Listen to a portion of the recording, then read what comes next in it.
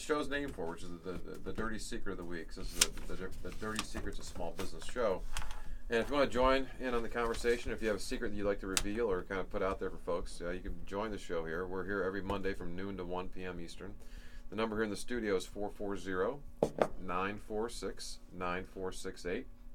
If you prefer to shoot us an email instead of calling in to be live on the program, you can do that too. We'll be sure to get your comment or question on. That email is radio@maximumvp.com. All right, our dirty secret this week. If you don't like people, you shouldn't be a business owner. I don't care what kind of business it is.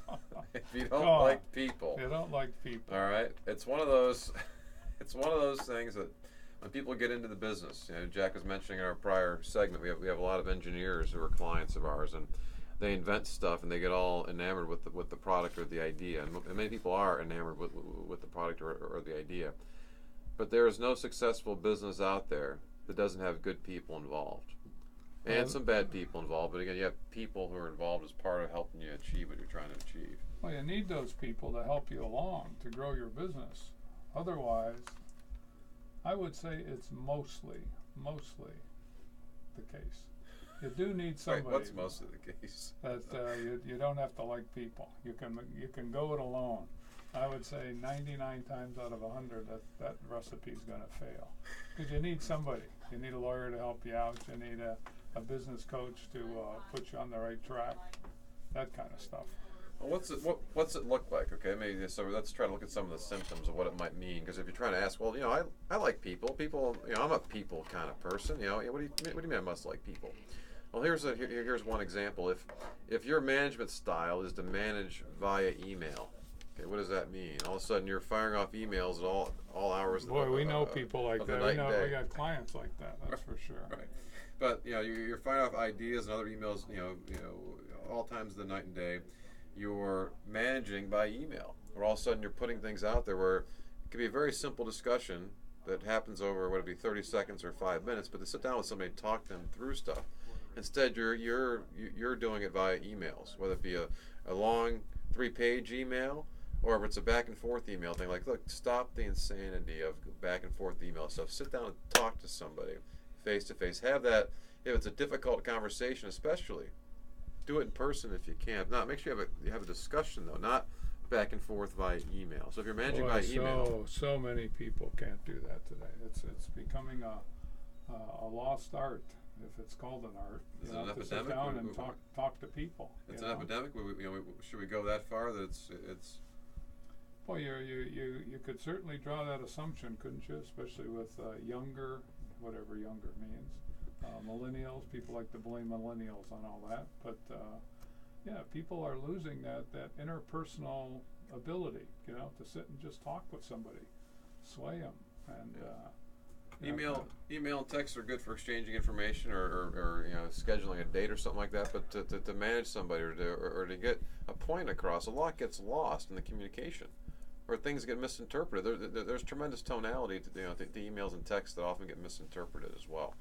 Versus if you sit down with somebody, you can read their body language, you can hear the tone in their voice. You have much deeper sense. It's a discussion then too. It's not a, hey, let me shoot something off to you, then I'll ponder it for 2 minutes and fire back. It's a real conversation, a give and take. You're not gonna have a 2-minute silence as part of a conversation. Well, that's true. It's very different. Yeah, you have to. I guess you don't have to like people to get along with them and to make your business go, but it certainly helps a lot. We got some curmudgeonly old men here. Not we have any curmudgeonly old females? I don't think so. And basically you can't say that they like people, but their business is doing okay because they can do what they have to do with people in such a way that they can do commerce with them, I guess, for lack of a better term. Or maybe like's the wrong word. It's like, was that become one of those words like fair? We can't use that word. So you got to deal with people. Is that a better way to put it, Jack? You have to deal with people. That's right. And deal means a lot of stuff. Could be some positive things, or some negative things. But we had a client who she liked people a lot. Maybe too much. The problem was she never fired anybody. That's right. Over 10 plus years in business. Now, tell me, owners out there, if you've been in business for 10 years and never fired anybody, that's a problem. Because I guarantee somebody should have been fired, or you made it so uncomfortable that the person quit. Right? Either way, yeah. That's right. That's right. Because again, what happens is you've made a mistake along the way. You've made a mistake hiring somebody, whether it be a family or a friend, or actually going through the process of hiring somebody who you didn't know until you started working with them. But you've made mistakes. It's okay. So get rid of them.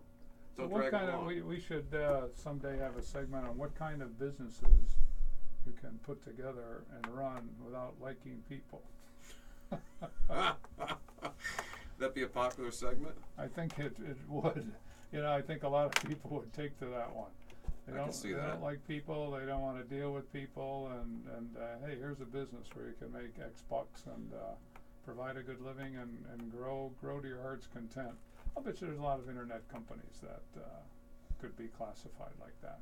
Well, what's the internet though? I mean, it's not just a bunch of boxes talking to each other. You got people on the other line, right? I don't know.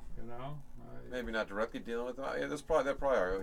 If you have one of those companies and you say, I have a company and I'm doing well and I don't deal with people at all, give us a call. We'd love to hear about that business. Give us a call here in the studio at 440-946-9468. You can even call us. If you can't call us today, call us at a different time. But we'd love to hear about that, because I think that would be, I could see that being one of those, late night commercials. Show. Hey, why don't you call up now? We can get you into business quick. You don't have to deal with any people at all. And they'd probably be flooded with phone calls, Jack. You're right. Yeah. I mean, so that's a secret. It's a secret, but it's a qualified secret. Well, again, it's a secret because people don't think about it. They often don't think when they're starting the company or getting into business. They don't think about that part of it. When you're hiring your friend or you're hiring somebody, we have clients who aren't dealing with decisions regarding parents, okay, who are part of the company. They aren't dealing with it. So what they're doing is they're just letting it go, or they're kicking the can down the road, so to speak, and waiting. It's funny how the decisions will make themselves be done by basically not making the decision. You're going to make the decision. Something always happens. It always comes to a head sooner or later. But yeah, you cannot run a business successfully and not be making hard decisions like that. So when you have relatives in the company, that's why it so often doesn't work well. And you got bad employees. We have a client that just after years parted ways, and the employee kind of did it on their own terms, but after years and we know because we talk about these people a lot. That's part of our coaching clients. When we talk to them, like certain people keep coming up. You know that person's is a problem. Well, the person left, and of course, there are a lot of other problems that person was causing that they weren't aware of until that person's gone. And it's always the case. If they're there and you see stuff, that's a whole iceberg thing. You see the tip of that iceberg. There's a whole lot more underneath the water there. So you gotta root it out sooner versus later. So, but you gotta deal with people. You gotta do it sooner. I agree. So you may not like it, or you don't have to like it, as Jack's saying. So I'm not eating my peas, or whatever it's gonna be. You don't have to like it, but you gotta do it. That little box. All right. So, okay. All right. Stick around.